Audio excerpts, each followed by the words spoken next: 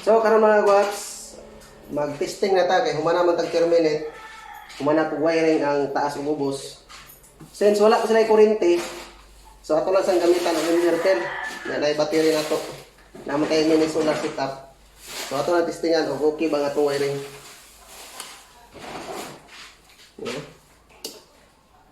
So ni-on na.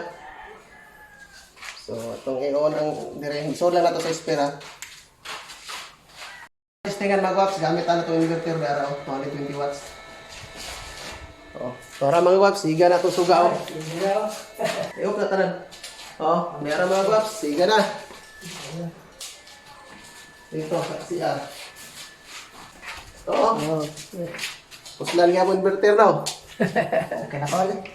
So, ang kuhan, ang outlet, isiga na itong outlet. Ang daon nila yun. Ang daon.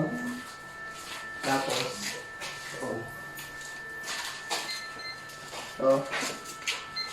nanay ko rin ito, sudo. Ito na testiran. Easy. Ako na, to trito. Mga guwa, kurente. Pwede na ito kasigahon.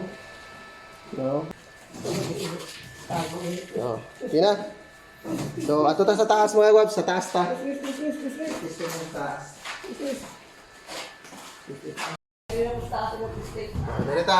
Dire.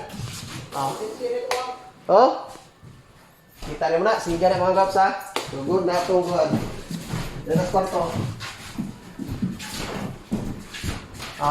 Siga na kay daan. Ay, kinakaon. Dari o. Itong testiran. 211 na abot dire. Kaya hinay na itong battery sa inverter. Okay na siya. Dire. Siga na po na dire. Sarap. Kita sa kwarto, siga na. Testiran po na dire. So, trito. Okay, wailod. Dire, CR, sa kuhan. Wala CR, good na. Suga pa dire tika. Nakakol. Di ka tanan, wala tayo kuhan. Goods na mga guwaps. Muna pag-testing na to sa kuhan. Atong wiring.